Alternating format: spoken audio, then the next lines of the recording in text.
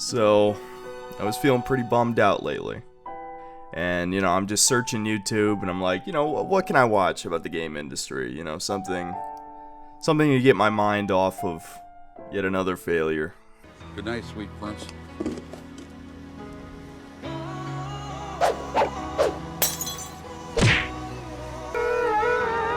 And I stumbled across my good friend Jim Sterling. Yes, good old industry veteran, longtime critic of the industry, who I truly respect. Well, guys, I should explain to all of you, because I never did explain my first Gaming is Dying video. Why do I have such strong feelings toward our rotund purple friend here? Well, let's just take a look at 3 of his videos made in the past month, and let's just see what he's got to say for us. What he's got to tell us about how the gaming industry has just gone to shit and why. Starting with I really, really hate Ubisoft, which came out on September 7th. Ladies and gentlemen, please welcome your ring announcer, Commander Jim Sterling! So first we have his gay wrestling league, and no, I don't mean that in a derogatory term. I mean literally a LGBTQ blah blah blah alphabet wrestling league that is clearly following those quote-unquote pandemic regulations. I see those people are really respecting their social distancing. Oh, what? This old thing? Oh, this is nothing. This is just the Rise Grand Championship that I was able to get my hands on during the whole Polycult Party 2 event this weekend. Jim gloats about winning a fake wrestling belt in a fake wrestling league full of... Now, I understand this is a joke, but are you really wasting our time with this? We're already, a minute and 21 seconds into the video, and we haven't gotten to the point yet. That's great. I mean, listen, I've had some longer intros in some of my videos, but I try to get to the point at least. Okay, let's move on. Let's hope Jim starts talking about Ubisoft sometime soon. Ubisoft, could you maybe try not being the absolute worst? Like, maybe you could experiment with not being a complete fucking embarrassment of a company, and then I wouldn't have to keep reminding my audience you exist, and subsequently depressing them. Okay, can we talk about this horrible editing style for a second? Listen, I'm not the best editor in the world. Actually, I'm not very good at all. I'm lazy as hell. I just do whatever, is satisfying enough, and hopefully you guys like it. Feel free to give any constructive criticism on that. I basically just learned enough about Premiere to make videos, and have slowly learned a few techniques over the last 6 months, but really nothing outside of my comfort zone. But this, man, oh my god, he's literally, I don't know who his editor is for these, but he's literally just slowly zooming in and out of stock React images. I mean, what the fuck, man? Like, really? At least show us your face or something. Like, what is the point of this? Maybe his face was too tired. Sorry, my face is tired from dealing with everything. I don't know, man. It's just not engaging in any way. Like, I'm already bored. We're only 2 minutes and 15 seconds in the video. He's rightfully complaining about Ubisoft. I mean, I'm fine with all that. Like, any shitting on Ubisoft, that's cool with me. I don't like Ubisoft, you guys know that. I've already complained about them several times. So I thought this would have been a good video to start with, because at least then we would have some common ground, right? Let's move on. Hopefully it gets to a point sometime soon. Naturally, you disgust me with the over-monetization of your product, the sheer exploitation involved in stuffing games full to the brim with manipulative time-saver purchases, on top of the cosmetics and season passes and DLC and half a dozen special editions that accompany every notable Ubisoft title with tiresome factory-standardized predictability. Okay, so now he's calling out all of the exploitative monetization methods that Ubisoft has employed over the last several years, and yeah, I pretty much agree with all of this. I think he's making some good points. He brought up great examples. I myself have brought up the EXP booster in Assassin's Creed Odyssey at least twice, I think. And yeah, this was something I probably should have brought up in my DLC video, but of course we have like 10 different editions of every modern AAA game that releases, these days. Standard, Deluxe, Gold, Ultra, Mega, Alpha Edition bullshit, like Street Fighter. So yeah, good stuff so far. Frankly, I'd rather not talk about you, Ubisoft. Not only does it make my viewers uncomfortable, YouTube's algorithm has been burying my channel into oblivion since I started going after your frankly genuinely evil company. Now, I can only report the sequence of events when it comes to this subject, but what I can say is that our video focusing on Ubisoft's years of protection for mental and physical abusers was the most shared Jimquisition episode in years, and ended up the least viewed one possibly ever at the time. Alright, so this I actually do want to address for a second, and I believe I saw some of that video. I don't really remember it, like I don't remember most of Jim's videos. But essentially, Ubisoft had this huge, Me Too moment, where essentially they were protecting a bunch of their executives who were, I don't want to say certain keywords that might set off YouTube's auto detection, but they were doing the bad stuff with the women, right? And so, yeah, you could rightfully say that's pretty evil. That's an evil company, right? That they're protecting all these people who are exploiting women, right? And I don't know if what he's saying is true right here, but there is a decent amount of evidence that I would believe that Ubisoft would, talk to Google and try and bury any videos talking about the exploitation that went down in their company. So yeah, all this is really solid actually. This is a pretty good video at this point. So how could it possibly get worse? It's not that I don't intend to still do plenty of content skewering Ubisoft for its many fuck-ups, but for right now, I'd rather take the pot off the boil, so to speak. Give my audience time to steel their nerves before we do another disturbing video on a disturbing publisher's disturbing behaviour.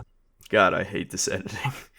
When I'm attempting just a brief vacation from you and the gang of violators you promoted for years, you go ahead and do something inconceivably fucked up like, I don't know, publishing a game where Black Lives Matter protests are a villainous puppet of a shadowy globalist terror organization that needs to be put down by militaristic intervention. Okay, now we need to talk about this.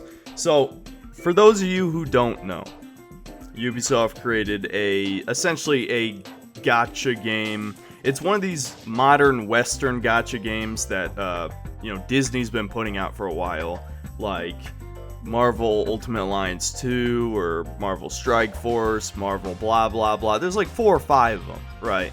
There's also like 2 Star Wars ones or some shit. So Ubisoft's like, I want some of that money. So they made Tom Clancy's Elite Squad, right? It's just like all those other ones. Now, what the controversy's about is, in the opening cutscene for the game, they decided to use a raised fist for their symbol for the terrorists, I guess. And rightfully, people are like, Ubisoft, what the fuck? Do you understand what's going on in the world right now? And me, I'm just laughing at this whole thing. It's hilarious to me. Now, the problem is what Jim decides to interpret this as we'll get to in a second.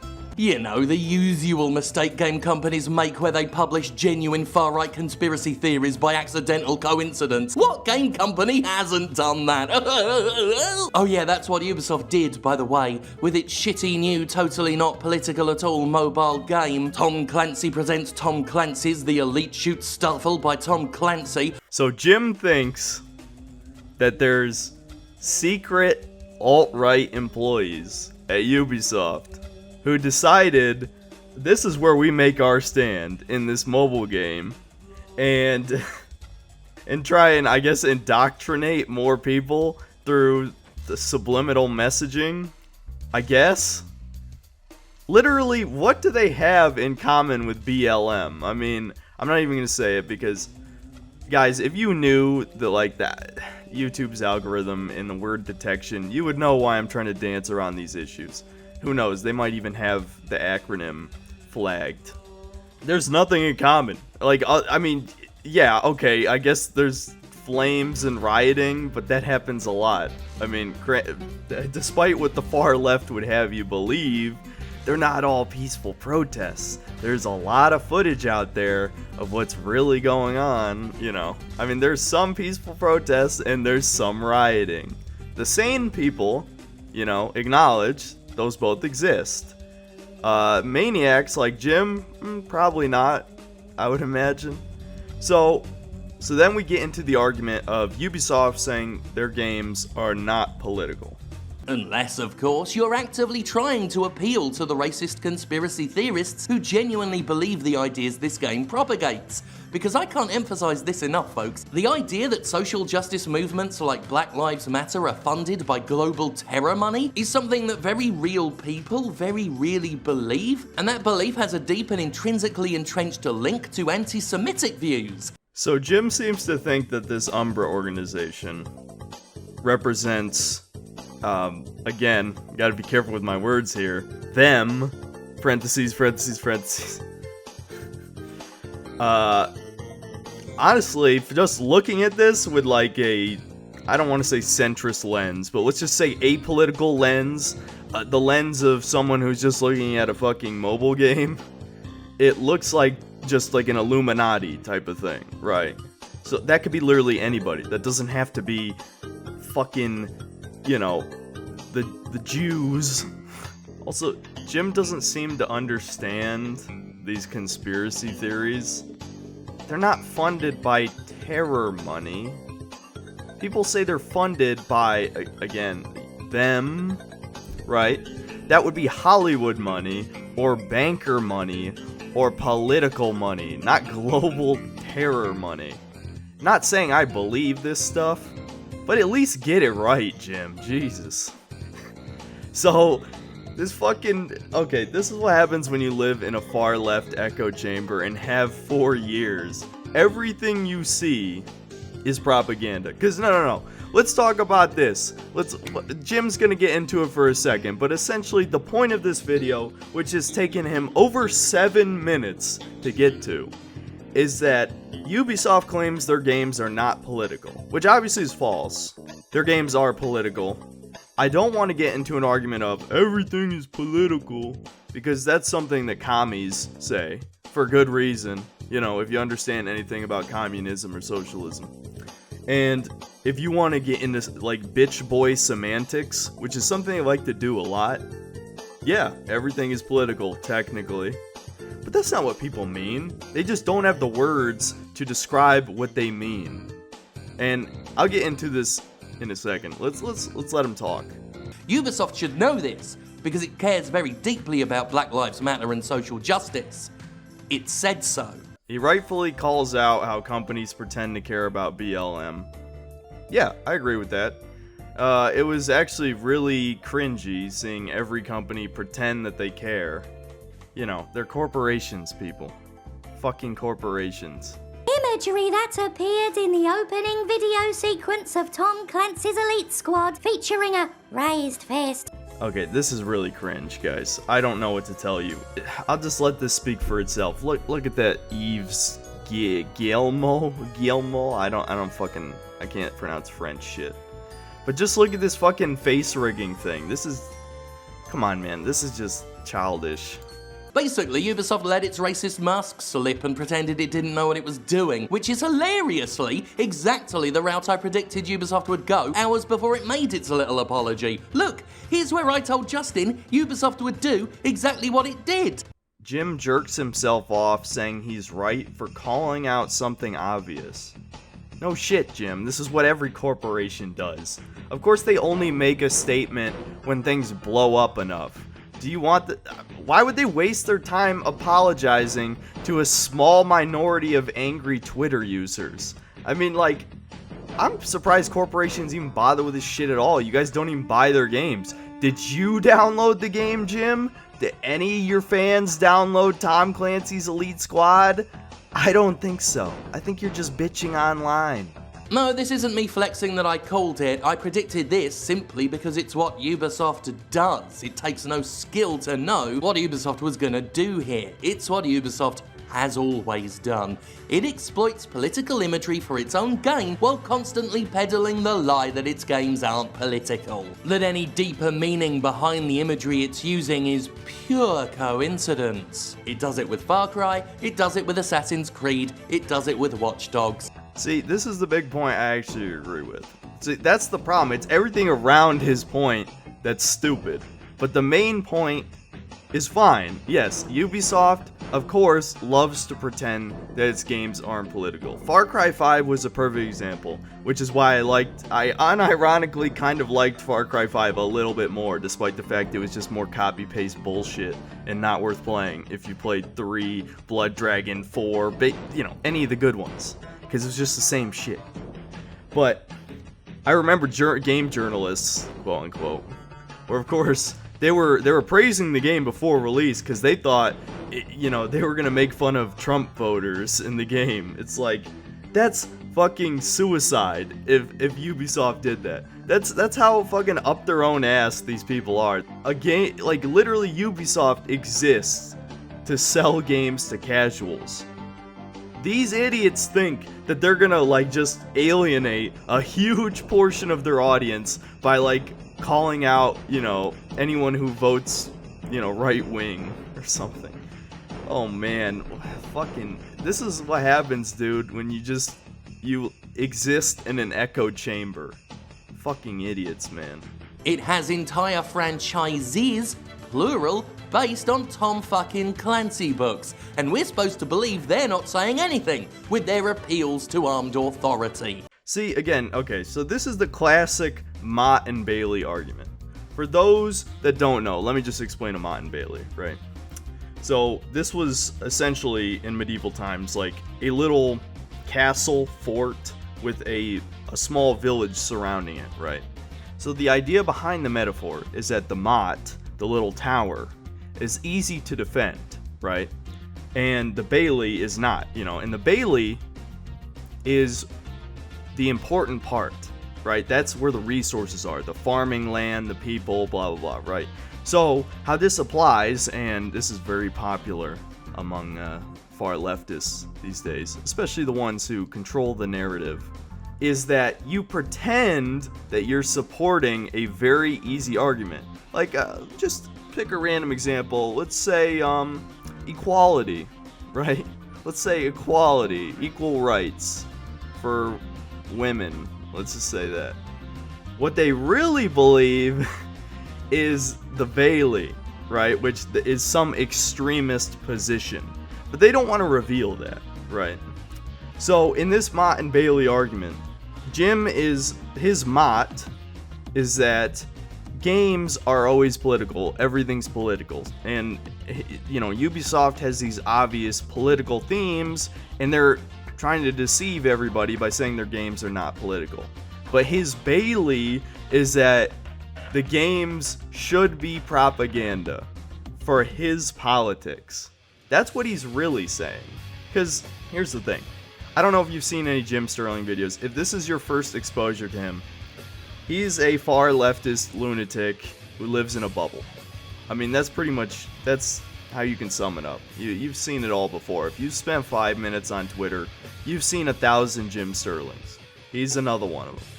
The difference is Jim somehow gained a following back in his escapist days, and it's never left him. I don't know why. I don't know how anybody can stand his shrill voice. It gives me a fucking headache just listening to these videos. And you're just gonna see this over and over again. If you don't believe me, I'll let him speak for himself and you can come to your own conclusions. But Jim is just being intellectually dishonest here. Everyone is who does this argument. It's always like the Marxists every time. Where they're like, everything's political, you're just an idiot. It's like, that's not what we mean. Nobody wants an agenda shoved down their throat. That's what this is about, and they know that. But again, it's the Mott and Bailey argument. It's much easier to say, everything's political, than to say, they should say all Trump voters are retards and they should be imprisoned and their families should lose their jobs. And, you know, because that's the extremist shit they really believe if you read their Twitter, you know, their tweets. If you read their tweets, you would know that they're maniacs. And they would call for the death of you and your family, and they would laugh. They would fucking laugh when you die if they knew that you voted, you know, Trump. So I'm just saying. This might be too political for this channel, but I'm feeling spicy today.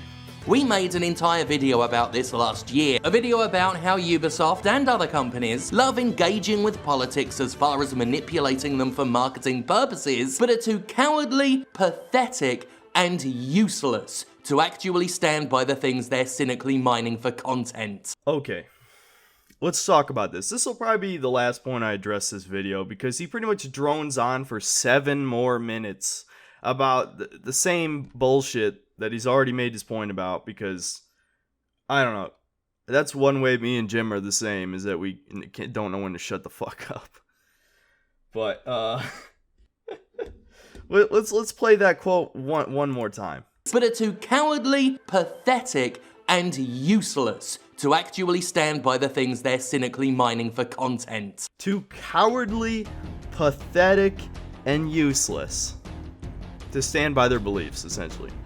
Which, here's the thing, this is their leftist fallacy, that they actually believe that the corporation is on their side, but they're too cowardly to admit their true politics in the fear of losing their consumer base.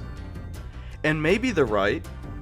Maybe Ubisoft really does believe that, like, that under, 4 more years, America is going to turn to a hellhole, or after Brexit, the UK is going to be this totalitarian, shithole, and everyone's going to get arrested for thinking differently, and we gotta rise up, get our resistance of grandmas with tasers.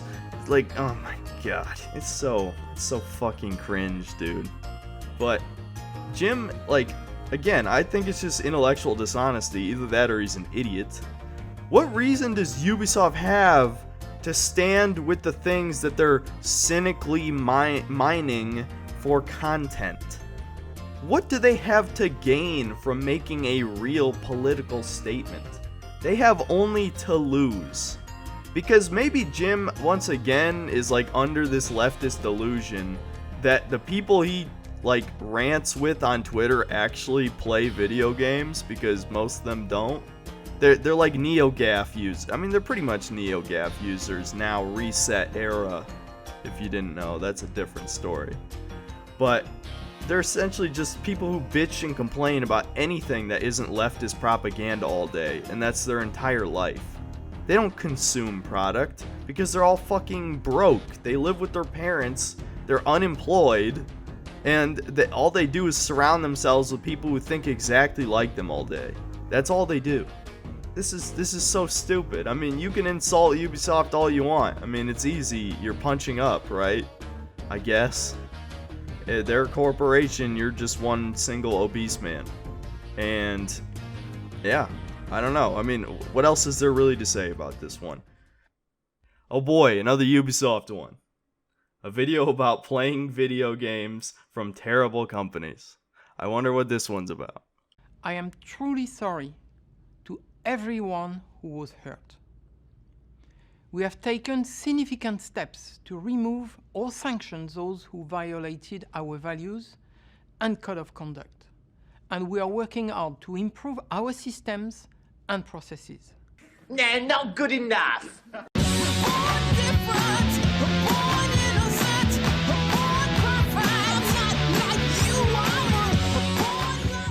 I am a role model. Yes, you're gonna have to get used to him wearing a Vault Boy mask for this whole video. Alright, let's skip all this bullshit. It's a question I am asked a lot. Oh, Jim may inquire with the requisite dose of reverence and unflinching trust. I don't like the idea of supporting a corrupt and toxic industry, but I do still want to play the video games that come from it. So, how in the what fuck? Alright, so I'm gonna break down basically what he could say in 30 seconds that he decided to stretch into a 15-minute video. Basically, he just insults AAA, crunch, again, hashtag me too type stuff. And he says, the industry's evil, so buy used. That's literally the whole video. Like, this is something that you could have fucking made 10 years ago. This is not really relevant in any way. This is just... So, yeah, this video fucking sucks. So let's just skim through and see if he makes any interesting points through this whole thing, or is it just buy used games, guys? We've gone over the grisly details in past episodes. The abuse, the crunch, the greed, the corruption, the endless fucking lies. And did I mention abuse? Yes, I did, because it's the worst and everywhere. Abuse in the game industry is the worst and everywhere. Okay. Sure. Yes. Yes, there is sexual harassment in every company across the United States. In fact, let's just say for Jim, since he's too much of a coward to say it, that capitalism creates sexual harassment in the workplace. It's capitalism's fault. I'm escaping to the one place that hasn't been corrupted by capitalism. Space!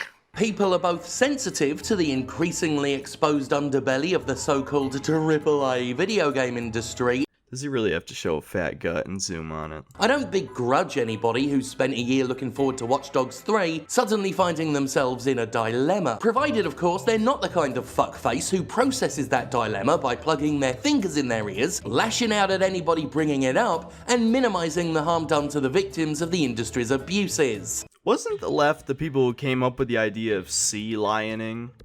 Where if people are having a conversation about something, you aren't supposed to intrude with annoying facts or something like that. Because I feel like, isn't that what you just described, Jim? About, when somebody points something out and they just plug their ears and la la la. I don't know. I just seem to be remembering that being something from the Gamergate days. Sea lioning. That Gamergaters were, interesting. If you want to buy a AAA game, go right ahead, fill your boots. But don't get angry at people who remember what it took to make that game. Remember what it took to make that game. I'm gonna hold my anger for this one, because the third video is the most significant video of the three in these, the most recent, about CD Projekt Red. But let's just say this is something Jim likes to talk about a lot, how hard those programmers work. How all the crunch and they're working their fingers to the bone sitting at computers all day. Don't let all that hard work go to waste. Do it for the artists who made the game, not the publisher selling the game. And that's a noble enough reason, certainly a noble justification for you wanting to buy and play a game that you want to buy and play in the first place. But that itself does throw up quandaries. I mean, if you buy the game to support the art, you're not really financially supporting the art because the money flows up to the executives who already have millions and billions. Okay, so here Jim mocks the idea of buying a game to support the artist. To some slight degree, I agree with what he's saying.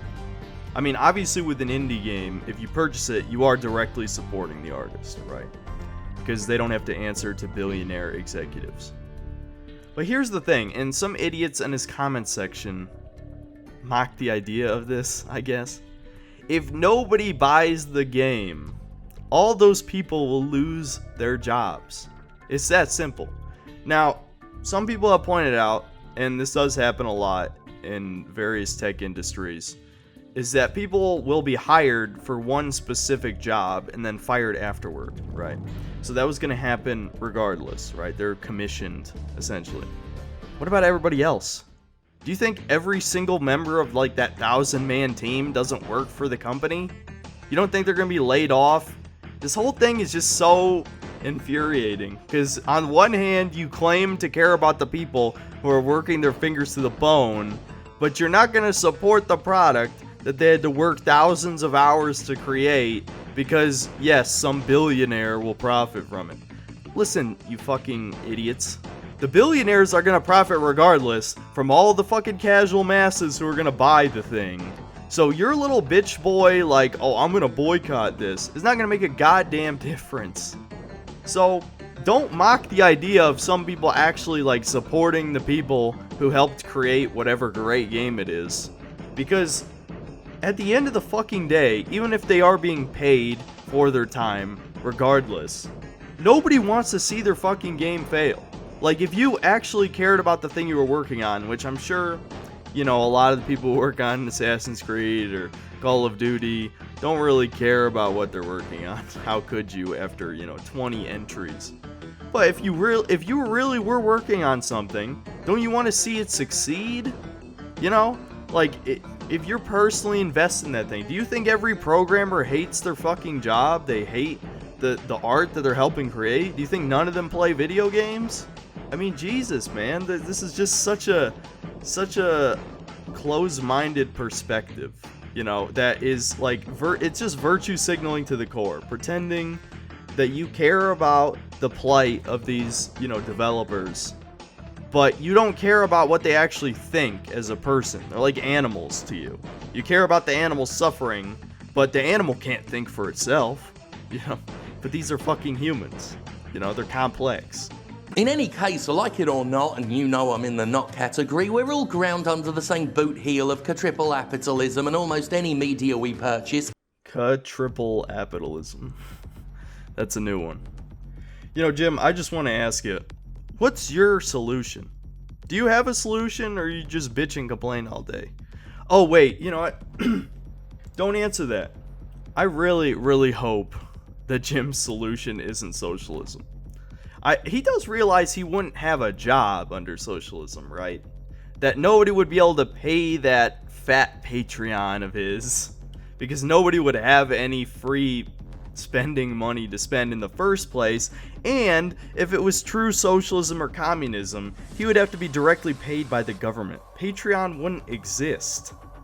So, just keep fucking complaining about triple capitalism. You fucking idiot. Man, pick up a fucking history book, dude. 100 million people died under communism from political assassination, starvation, working to death, and so many have suffered under re-education camps, the gulag, But no. That wasn't real socialism. That wasn't real communism. Oh yeah, and you want a recent example of socialism gone wrong? Venezuela. You want to go live in Venezuela where their currency is worthless and they're, again, starving in the streets? It's a shithole.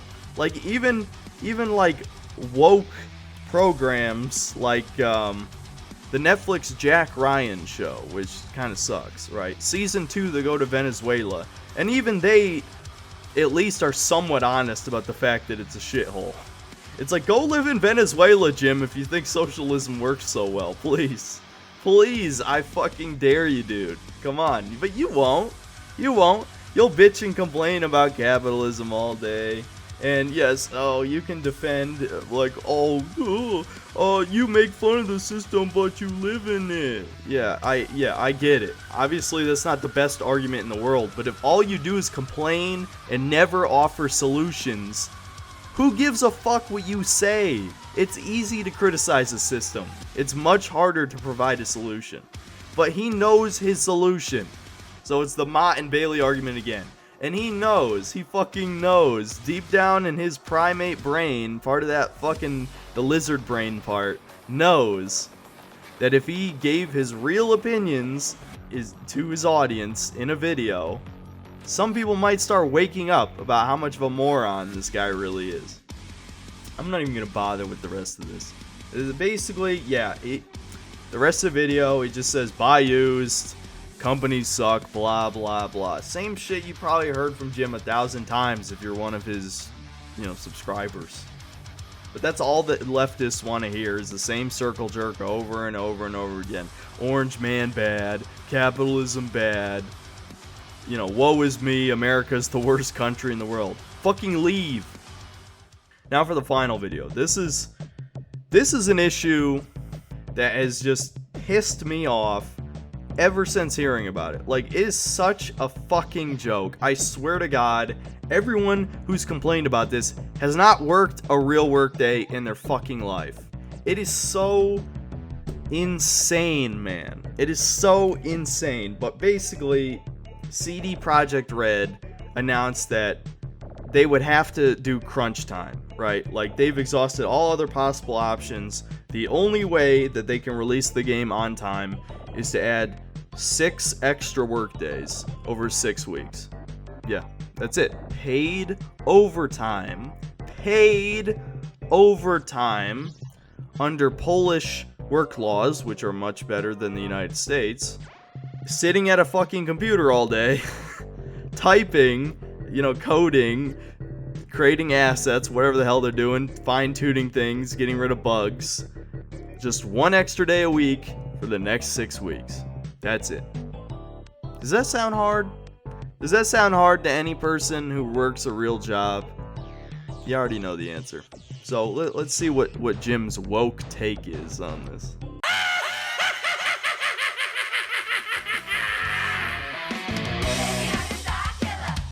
More annoying gay wrestling shit. Let's skip it.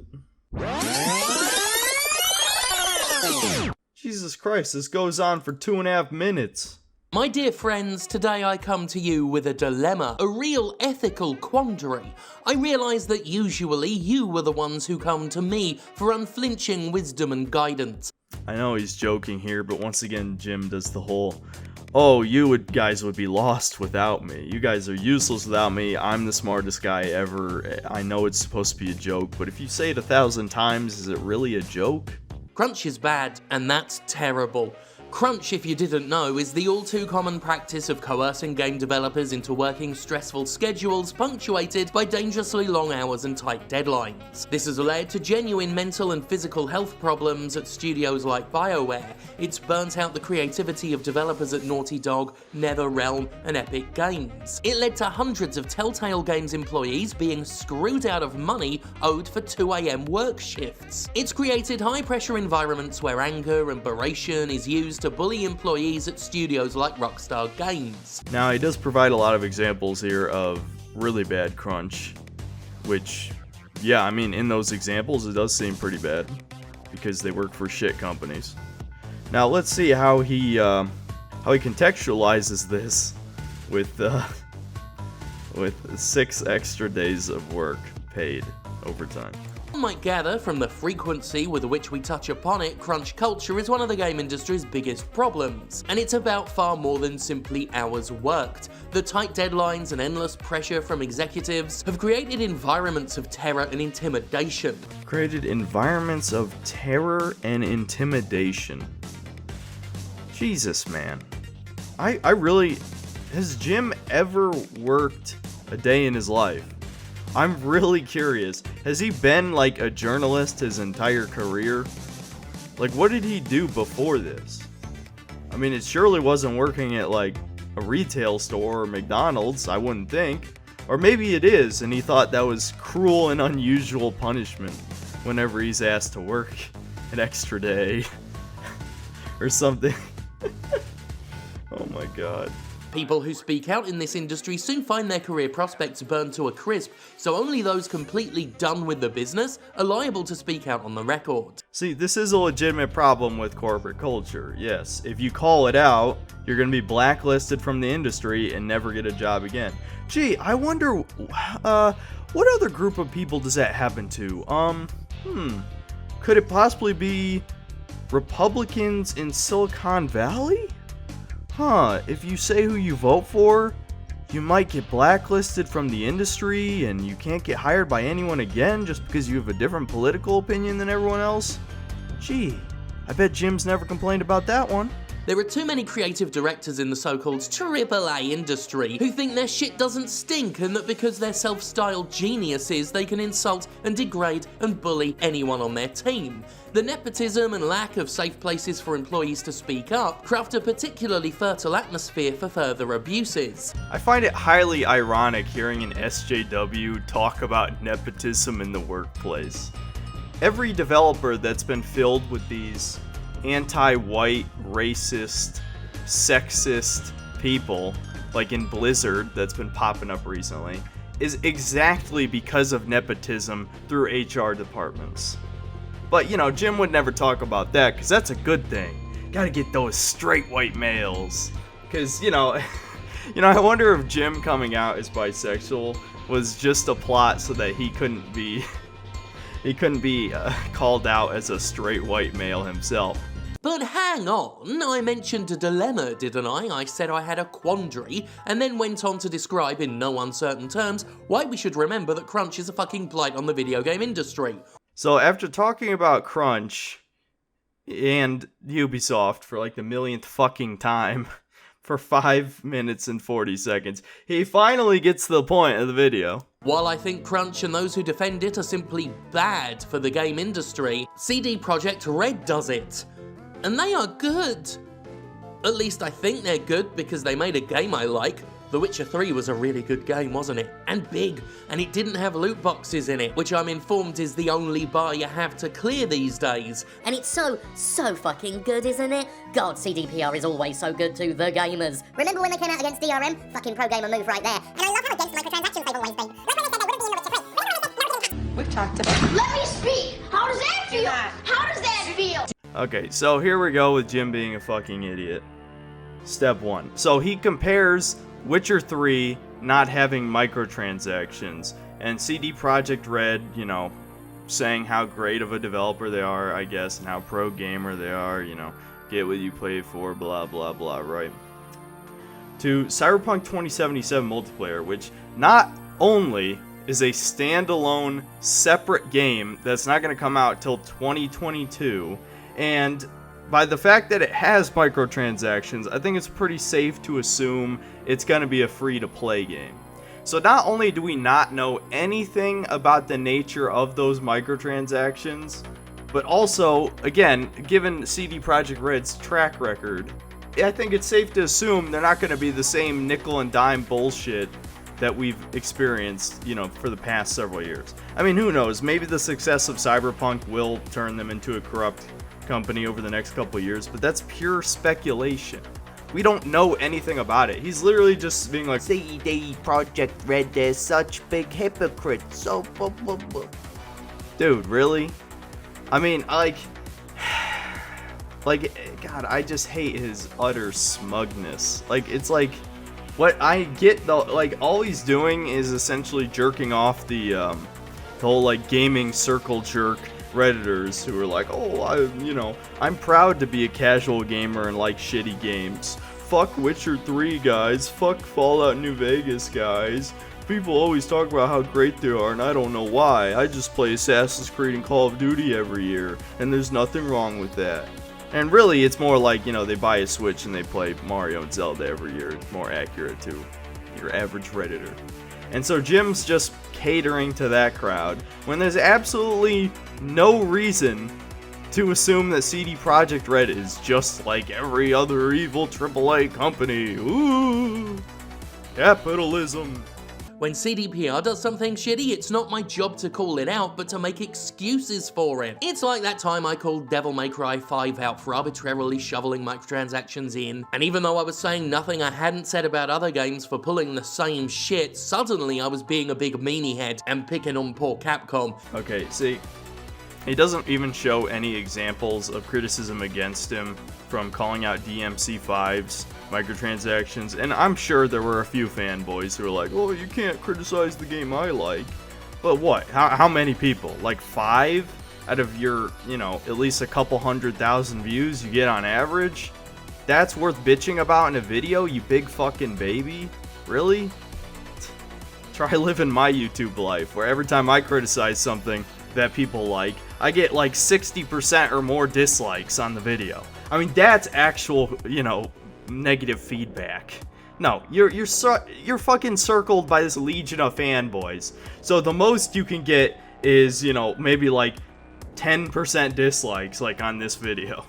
I'm proud to be one of that 10%. It's always just fine when I'm shitting on EA or Activision or Ubisoft or 2K Games, you know, the companies it's safe to shit on, almost as if we true hardcore gamers, which I'm one of you, right, you know that, are applying our ethical standards based not on what's actually bad, but on who's doing the bad things, and whether they have a product we're excited about buying with our money that we have. There's one thing a number of the gamers, like what I am, have taught me over the years, it's that my criticisms are perfectly valid and useful when I apply them selectively, but not when I dare to expand them universally. Once I demonstrate a consistency to my beliefs, that's when problems start. No, Jim, their problem isn't that you're applying criticism to their favorite company. It's that you use absolutely no context or nuance whatsoever.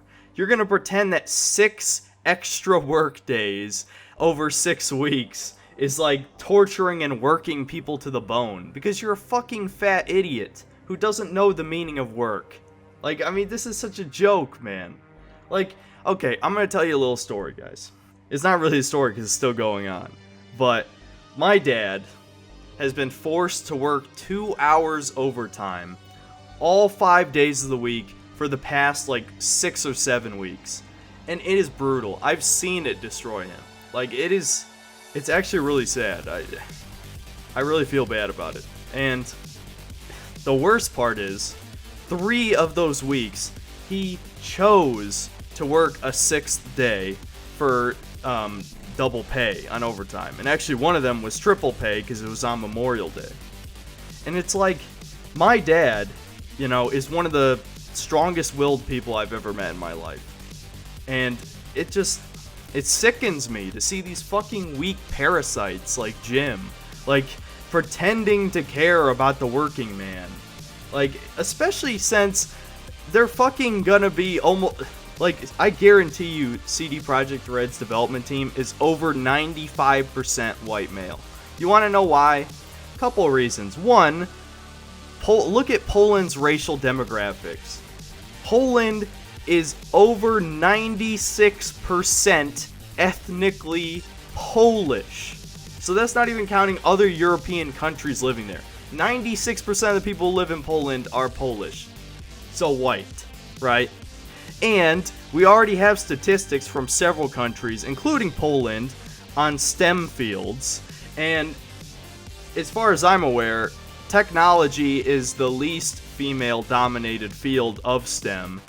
Or either that or mathematics. They're both pretty low compared to science.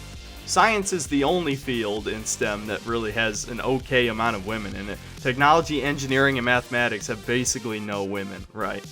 So, it's 95% white, straight white male, because, you know, I guess maybe they have a few gay employees. That's what, 2 to 3% of the population is in the LGBTQ community, or whatever. So, Jim, who has always insulted straight white males, you could probably create a montage of the amount of times he shit on straight white males in videos. Supposedly, all of a sudden, he cares about these hardworking Polish programmers. It's like, okay, Jim. Okay. Yeah, sure you do, buddy. Sure you do. I've been made well aware that it's my job to excuse them here, because before I so much as even intimated I'd be doing a video on the recent news, that CDPR would be going back on its word when it said it would avoid crunch because it will actually now do crunch on Cyberpunk 2077, gamers were sending me messages and letters with pre-prepared excuses for me to use. So supposedly, gamers have sent him emails that he's not going to show us of pre-prepared excuses for CD Projekt Red. So, you know, I'm not going to talk about it again because I think I've already made my point that the crunch that they have to do is nothing compared to the crunch that likely, you know, Rockstar has had to do for GTA 5 or Red Dead Redemption 2. You know, it's fucking night and day, dude. And the fucking work laws are unfortunately a lot worse here in the United States, labor laws, compared to Poland. So yeah, I mean, I feel bad for Rockstar's developers. I'm not saying they didn't work hard, but fucking really, like, these people, I guarantee you the people working at CDPR, they want to see this game finished. But CDPR knows what they're doing. They know they're trying to push the boundaries of an open world game. They're trying to make the next best open world, you know, the next best FPS RPG. That's what they want to do, right? So, you know, I wonder if that thought ever occurred in Jim's head, if these people, if any of them wanted to work extra just so that the game could be in the best possible condition at launch. Future Synthetic Man here, there's been a recent development, actually, that in Game Informer's latest podcast, one of their members interviewed CD Projekt Red about this whole crunch controversy, and apparently CDPR's CEO or the game director, whoever it was, I don't remember, I'll show on screen here, asked the employees if they wanted to crunch or to delay the game, right? And they voted to crunch. Now, I will say, Jason Schreier has refuted this, apparently. His source, whoever, said that they were never asked whether or not to crunch. I don't know who to fucking believe, but I'm gonna side with Game Informer in this case because Jason Schreier is just trying to stir shit. Because that's what he does. He stirs shit in the industry. Jason Schreier is just another Marxist like Jim. So I just find it hard to believe his anonymous source, okay? Anyone can claim they have an anonymous source. And so once again, looks like CDPR are the good guys. I don't know. There's clearly, he's not going to take an even slightly nuanced position here. He's just going to bitch about people complaining about him and fucking say, oh, good companies can do bad things too. No shit, Jim. Really? That's your big fucking message you got to have in this video? Oh my god, man. This is what I'm talking about. These lefties are like toddlers, dude. They gotta have the most basic bitch morals. Why do you think they thought The Last of Us Part 2 was deep, dude? Like, really? The cycle of revenge. Oh, that's so horrible. I can't believe they're calling out violence as bad. I've never heard that before. Oh. Let's see if there's anything else in this video worth talking about. For example, in 2017, CDPR was raked over the coals by allegations that their crunch was some of the harshest around. We read about Bungie's crunch and Mass Effect Andromeda crunch and laughed. And crunch will hit the current project hard, because spreadsheet planning plus incompetent overseers equals hemorrhoids, bad back, and depression. We call that the Sterling Special. Wait, who said that quote? He didn't even provide the source for that quote. Was that like an anonymous developer? Or something? I don't fucking... Who cares? Like, he even gives a shit. So, yeah, it sounds like they probably had some bad crunch during Witcher 3, which is a shame. But, like I've already said, that's not the case here. I mean, even if those 6 days are brutal, it's 6 fucking days. Get over it, you fucking babies. The company has been accused of fostering a culture of blame and an extremely politicized work environment, where success is determined more by who you know than whether or not you're talented or qualified. Wait, who you know whether or not you're... What? And it doesn't matter whether or not you're qualified? Are we still talking about CD Projekt Red here? Like, I don't want to circle jerk Witcher 3 to death because I thought the game had pretty mediocre combat, but I think every other aspect of the game was pretty great, right? Well, actually, yeah, I guess the open world wasn't the best either. But the writing was so good. The characters were so great. You know, like, the quest design was great. We all love these things, right? So it's a shame, I guess, that they had to go through some tough crunch to get to that point. But you can't for a fucking second say they don't have quality developers there. Like, okay, maybe if you're talking about, like, grunt programmers or grunt artists or something, but... No, even then, fucking look at Cyberpunk, dude. The game looks so damn good. Even if all these allocations, I have heard a lot of allegations of downgrades. And maybe, I don't know, I'm not a graphics whore. I don't pay that close attention. But aesthetically, the aesthetic design is so beautiful. I love it. It is so perfect. We have not had a game like this ever, pretty much. Like, games in the cyberpunk genre like Deus Ex, you know, unfortunately they've never had the luxury to have a budget this large so that we could have the perfect cyberpunk world realized like we have now, you know? I don't know. This is just bullshit. It's hardly surprising then that people were quick to believe with no small amount of relief CDPR's bosses last year when they said they would be putting a stop to crunch on the aforementioned Cyberpunk. It was something they very proudly announced, making a point to tell reporter Jason Schreier. This was great news because it provided what so many self-styled consumers want, the ability to not feel any guilt when buying a product they want to buy. At least that was until this week, when it turns out that nope, despite its proud promises, CD Projekt Red would indeed be requiring its staff to crunch like wild on Cyberpunk 2077. Crunch like wild. Again, 6 extra days. 6 extra days. And all this because of Jason Schreier. You can thank Jason Schreier for this. Now, I think Jason Schreier's a cuck. But even I have to admit, he's probably one of the only gaming journalists who is a real journalist. Now, I would argue that's because he's a brown noser, not because he actually does any investigative journalism. It's just he knows a lot of people in the industry, so he can get a lot of exclusives nobody else can, right? So that's useful, that's good, but he's a cuck. He's an absolute cuck. You know, I'm glad that CD Projekt Red was trying to be open and honest with all of us. But this just created another bullshit non-traversy that they really did not need right now, A game that apparently needs a last-minute period of intense rush jobs despite being out in a mere matter of weeks, and having already been prepared for so-called final certification at the beginning of September. Cyberpunk's developers will be burning the candle at both ends, hurting themselves and their families for your video game product entertainment. See, look, he's being intellectually dishonest again. He knows how going gold works. He knows how modern AAA games work. The game has been playable from beginning to end for like 6 months. Like, they've just been polishing this entire time. They probably could have released it back at the last release date, April whatever, or no, I guess it was September something, before they delayed it for the second time, right? It's just that it would have been much buggier, But no, they were like, no, we need to tighten this as much as possible. Maybe the hand-to-hand combat needed to be tweaked a bit because people complained about that. Same thing with the driving. A lot of people have said the driving feels kind of shitty, so maybe they're tweaking that a bit. And they just announced today, that at the time of me recording this, that the next Night City Wire is going to be about driving. So hopefully that will instill some confidence where I guessed that there wouldn't be as much focus putting into the driving mechanics. So, no. Jim's just being, again, he's just being a fucking liar right here. I mean, he knows exactly how this works.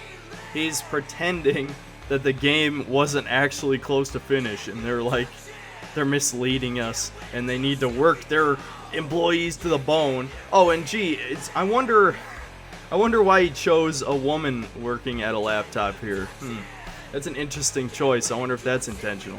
As I said earlier, I've already been inundated with justifications for this crunch. The chief excuse is that under Polish law, the Cyberpunk team will have to be paid for their overtime, and that CDPR will continue to offer a 10% annual profit split with staff. Now, don't get me wrong, those are good things. Just like if I forced anybody to do something but at least gave them money for it, like an indentured servant. Or like when a gangster in a movie tells you to take the bribe or sleep with the fishes.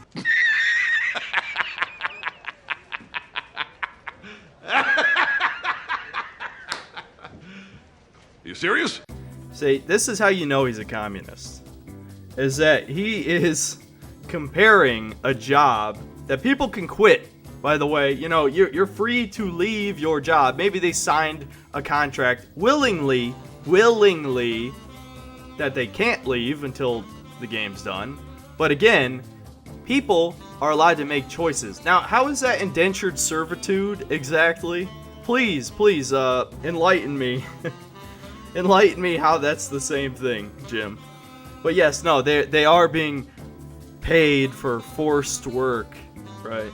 There's zero power imbalance that would skew such feedback. After all, let's note that nobody's being physically forced into crunching. They're all just acutely aware that refusal to crunch is the end to their career prospects in a world where reliable income is increasingly hard to find. Okay, see, again, this is essentially bordering on slander again. So he's saying that if they leave their jobs, CDPR is going to blacklist them in the industry. That's what he's saying. That's the claim he's making with no evidence whatsoever. That CDPR is evil enough that if they were to quit their jobs because of 6 extra days, which, you know what?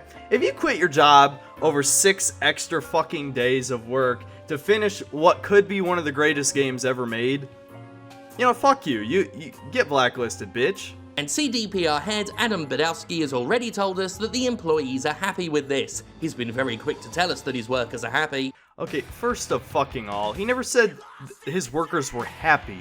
He said they understand that they need to work extra to get the finished product. I mean, I can understand if you weren't able to read this tweet because Jim has to fucking have an autistic editor who thinks you have to constantly zoom in and out of images every 5 fucking seconds. But here, you know, you can read this for yourself. I'll just read it for you. These last 6 weeks are our final sprint on a project we've all spent much of our lives on. Something we care for deeply. The majority of the team understands that push, especially in light of the fact that we've just sent the game to certification, and every day brings us visibly closer to shipping a game we want to be proud of. This is one of the hardest decisions I've had to make, but everyone is well compensated for every extra hour they put in.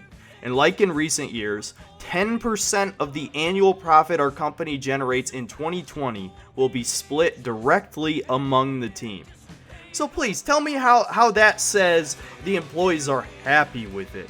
There's a difference between being happy about something and understanding that you have to do it. You have to do it to release this thing that they've worked on for so many years is finally about to come out. Like, this is the fruit of your labors.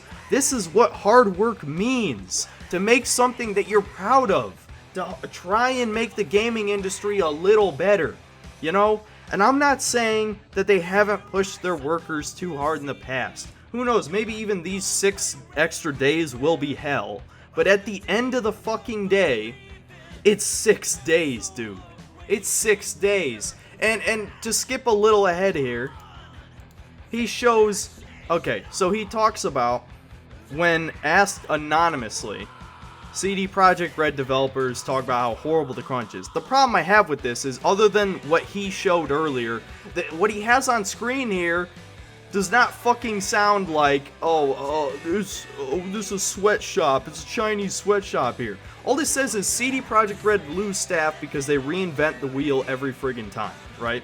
So all that means is that they constantly have to, you know, refine the experience over and over and over again because they're probably trying to add all these features. And I think there is some credence to, like, that criticism, right? Because I guarantee you, and here's the problem though, the leftists are not going to take any responsibility for this, but remember the huge controversy back in 2018 about, oh, can I play as a trans character? Yeah, remember that fucking stupid shit? Where, like, literally 0.1% of the fucking audience is gonna play as a trans character unless you're, like, a virtue signaling fucking, like, cis person, which is worse. That's fucking worse, by the way. I don't see how in any way that's respecting the LGBTQ community if you're just, like, a normal, like, straight person and you're like, oh, I'm gonna play as a for the What the fuck is... First of all, fuck you. Fuck you. I would find that condescending if I was, you know, a trans person, right? So, of course, they have to go back to the fucking drawing board and make it so, oh yeah, let's make it so the voice is separate from the body type, and then let's make NPCs react to the body type and the voice being different. But, like, honestly, and that's another thing, like, there's a lot of features, like... They've talked about genital customization, which I brought up in my DLC video. Not many of you guys watched that, unfortunately. It's pretty good. I suggest you watch it. But I brought up how people have these insanely unrealistic expectations for Cyberpunk, which could be its own video. Maybe it will be in early November. But people want a fucking genital customization. Why? Why? They already said, first of all, the game's going to be 99% in first person.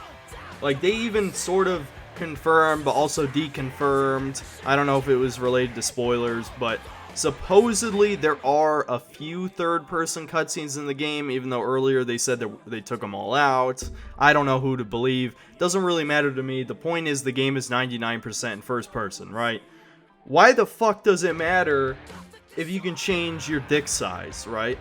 Like, and this also ties into the tranny thing. Like, you could be female body type with a dick, right? Which fits Cyberpunk, I'll admit. Like, you know, the Mr. Stud was a thing in the original 2020 rulebook, right? You could get a robot dick. Or even, I think one probably made of flesh or whatever, if you were a female character, right? So you could be a Fuda. That's what we need in our games. We need Fudas. But, first the fucking Tawna joke, now this. You guys are gonna think I'm a degenerate. But, is this what we need to waste development time on? And another thing too, like the driving. Like, CD Projekt Red, I guarantee you their original vision, and you know, maybe I'm talking out my ass, but this is just what I believe. I think they just wanted to make an FPS RPG. They wanted to make a combination of Fallout 3 New Vegas with Witcher 3, right? They wanted, like, the dialogue system, the choices, and they wanted to expand choice beyond anything we've seen in the game. They want to actually fulfill the promise of choices mattering in a game, because that has not been the case for so long. It was the case in Mass Effect 2 and to some extent 3. That's about it. In Telltale, it was a joke. In every other choice game, pretty much, it's been a joke. Even in games where choices matter, it was a binary choice, like in Infamous. And I love Infamous, but good or evil, those are the only choices that matter, right? There's no point to do anything else. Now they want to make a game where you actually have a lot of options, and not just gameplay-wise. I respect having open-ended gameplay, even though most of the time it's not even open-ended. That's the biggest joke about sandbox games, is people pretending like the open world really gives you that many more options. It doesn't. It doesn't. Maybe if you're really creative, for the most part, it doesn't. But now they actually want to make meaningful consequences to your actions, which, if that's the case, that is fucking awesome. But, I don't know, I'll hold my breath for now. But all of this obviously is gonna put pressure on the developers. Like, if they're constantly like, okay, we need to add more driving mechanics, we need to make our skill trees bigger, this UI looks like shit, let's just throw it out and redesign the whole thing. Yeah, I can imagine how that would put a lot of strain on people. You know, I'm not gonna say that it's not true, but at the same time, you're not working people to death. It's fucking, you're sitting at a computer all day and you're typing shit. Or you're drawing on your tablet, or whatever the fuck, right? It's not, they're not working in the coal mines. They're not working in oil rigs, okay? It's fucking game development. You're replaceable. There's gonna be 20 more tech people lined up, you know, to take your job. That's probably why it doesn't pay higher, because there's a lot of people apparently who want to work on video games, and it makes sense that they would. Even if it doesn't, you know, end up being what you dreamed it would be, right? As a lot of people tell the story. I don't know. Let's wrap this video up. Let's see if he says anything else, and I'll give my final thoughts. CDPR is a critical darling, and when Cyberpunk 2077 comes out, the majority of mainstream publications will lap it up uncritically, like they always fucking do. And because it's CDPR, because it's one of the good ones, it will be allowed to behave exactly like one of the bad ones, and the wider game-playing community will actively shout down anyone who dares mention the uncomfortable truth about how Cyberpunk was made in their Cyberpunk reviews. What the fuck does that mean? Like, are you saying because they have crunch, the game's score should be lowered? What the fuck does crunch have to do with a game review? Like, you're rating the game on its quality. Doesn't matter what happened to the people who went through it. Like, this is the more activism bullshit. It's like, if you... It's not even activism, it's slacktivism, right?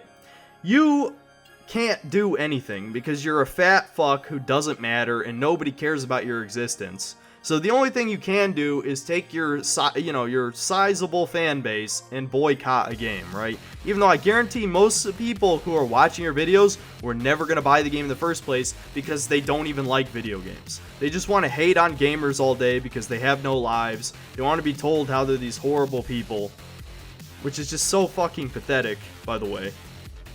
4 more years, motherfucker. 4 more years. I mean, fuck's sake.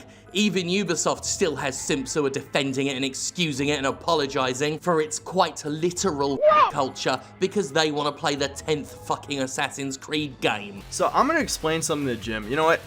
I might even cut out an earlier portion because I think I was wrong, right? I don't think Ubisoft contacted YouTube to censor his videos. I think Jim just literally doesn't understand how the algorithm works and doesn't pay attention. If you say certain keywords, YouTube can auto-detect those words and essentially stealth demonetize it, right? Which is something that literally just happened to me in my Crash Bandicoot video, which is why I had to re-upload it, right?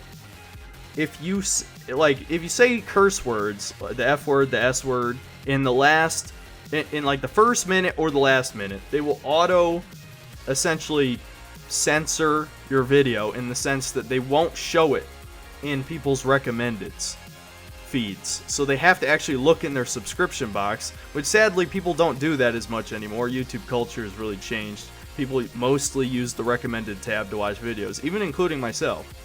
And Jim, the fool that he is, says the hard R word, which you can't say on YouTube. You can't. I guarantee you in that old Ubisoft video, he said it like 5 fucking times. And, maybe I'll even take a look at that and just... I can't even show it in the video anyway, so it would be a waste of time. But he's saying that word. You can't say that word. That's probably why this video has less than 200,000 views compared to like some of his other ones, which have like 500,000 or something. Granted, it's only been 3 days, but you just can't talk about certain things on YouTube. How does he not know this? He's been a YouTuber for how long? How many years? He's a moron. Anybody wishing to hold CDPR to account for anything doesn't stand a fucking chance. But hey, at least CDPR has said that Cyberpunk 2077 won't be making any political statements, which, incidentally, is something companies accused of abusive work conditions gravitate towards doing. No idea why that is, by the way. No idea whatsoever. Okay, really, Jim? Really? You have one other connection to Ubisoft that apparently companies not wanting to make political propaganda, because that's what it is, that's what he really means, as we've already talked about, means that they have sexual harassment in the workplace. This is such a common leftist tactic. I mean, God, it's like, if you don't do what we want, you're gonna get Me Too'd. That's essentially what he's saying. I mean, that's really what he's saying. Obviously, he has no power in this situation, but, somebody, any woman could just come out. Any woman that's worked for CD Projekt Red in the past could easily just Me Too them, whether there's any evidence or not, because that's just where we are at this point. But a woman would never lie about that. Nah, she would never lie. I don't even care if he's making a point with this. Fuck this. I'm ending it here. So, I guess the point of this video is, even though Jim occasionally makes a good point, he's a lunatic. Like, this is the problem. He's an okay critic, but he's terrible at constructive criticism. Like, he has nothing constructive to add.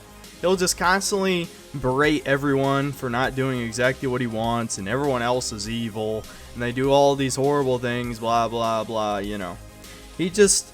Literally, I think the only reason he ever got popular mainstream for how little that lasted, and because now his audience is just full of lunatics, just read the comment section, was just based on hammering that same nail over and over again of, exploitative microtransactions, anybody can talk about that. That's probably why nobody watched my DLC video, because everyone has talked about that. There's nothing else to say, really. I mean, yeah, it sucks, it's horrible. The only solution is for people to stop buying this stuff. But they won't. Because they're casuals and they don't care. They don't care about the game industry. We can't force them to care. And that's why I don't like casuals. Like, if I had to sum it up, yeah, that's pretty much it. They don't give a shit.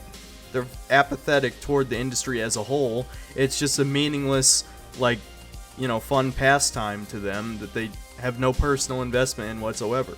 That's why Ubisoft has a legion of fanboys, because they don't know any better. They haven't tried better games. Because they don't care about games. You know?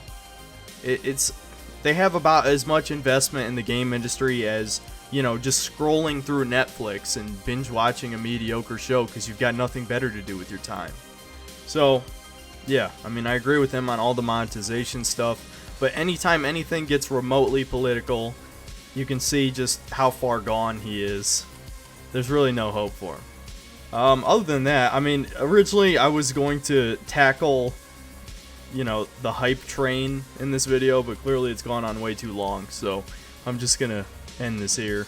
And yeah, I mean, honestly, even though this has nothing to do with this video, I'm still just so bummed out that, like, Crash 4 isn't selling, you know? Like, it's just not selling well at all. I mean, granted, all we have are the UK sales chart numbers, and those are only physical copies, but it's down 80% from the Insane Trilogy. 80! You can't tell me that's not a significant number.